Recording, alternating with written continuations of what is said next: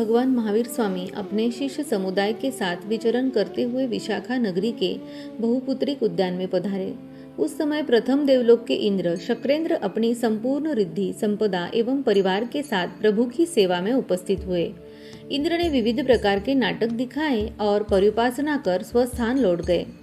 शक्रेंद्र के जाने के बाद गौतम स्वामी ने उनकी वृद्धि एवं पूर्वभोग के बारे में अनेक जिज्ञासाएं रखी। भगवान ने समाधान करते हुए कहा, हे गौतम, हस्तिनापुर नगर में वृद्धि संपन्न कार्तिक सेठ नामक वणिक रहता था। वह 1008 व्यापारियों का सलाहकार था। जीवादि नवतत्वों का ज्ञाता श्रवणोपासक था। उसने विशिष्ट श्रावक प्रतिमाओं की 100 बार आराधना की थी। वह अरियंत देव और निग्रंथ गुरु के अतिरिक्त अन्य किसी को नमन नहीं करता था। एक बार उस नगर में एक तापस का आना हुआ। राजा प्रजा सभी उनके दर्शनार्थ एवं उपदेश सुनने गए, परंतु कार्तिक सेठ नहीं गया। तापस को इस बात का पता चला तो वह बहुत क्रोधित हुआ और किसी भी प्रकार से कार्तिक सेठ को नीचा दिखाने का अवसर खोजने लगा।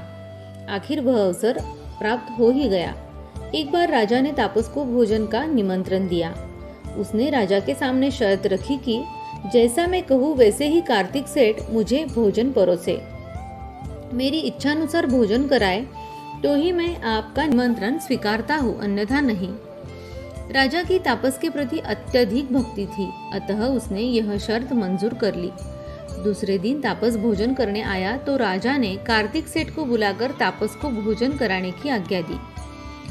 राजाज्ञा को मान कार्तिक सेठ ने तापस को थाली में भोजन परोसा। तापस ने कार्तिक सेठ को झुककर अपनी पीठ पर थाली रखकर भोजन कराने को कहा। राजाज्ञा से कार्तिक सेठ को ऐसा करना ही पड़ा। तापस ने सेठ की पीठ पर थाली रखकर उसमें गर्मा गर्म खीर डलवाई। ठंडी होने पर पुनः गर्मा गर्म खीर डलवाई। ऐसा 3 बार किया। धीरे धीरे खाता रहा। खीर और थाली की गर्मी से सेठ को असह्य पीड़ा हुई। पीठ पर थाली के आकार का फफोला उड़ गया। तापस का अहम परिपुष्ट हुआ। सेठ को शारीरिक वेदना तो हुई ही, परंतु उससे भी ज्यादा उनके मन को चोट पहुंची। वह सोचने लगा कि यदि मैं पहले ही भगवान के पास प्रवर्जित हो जाता तो मुझे यह घृणित कार्य नहीं करना पड़ता। इस घटना के कुछ समय बाद ही 20वें तीर्थंकर मुनि सूरत स्वामी हस्तिनापुर के सहस्राम उद्यान में पधारे। कार्तिक सेठ भी अपने 1008 व्यापारियों तथा परिवार के साथ दर्शन करने आया। परिषद के चले जाने के बाद कार्तिक सेठ ने खड़े होकर हाथ जोड़कर 3 बार वंदन नमस्कार किया और कहा, हे भगवान, आपके वचन यथार्थ है। मैं अपने 1008 व्यापारी मित्रों से पूछकर और अपने ज्येष्ठ पुत्र को कुटुंब का भार सौंपकर आपके पास प्रवर्जित होना चाहता हूँ। भगवान ने फरमाया, आहा सुहम देवानुपिया माँ परिवधम करेह।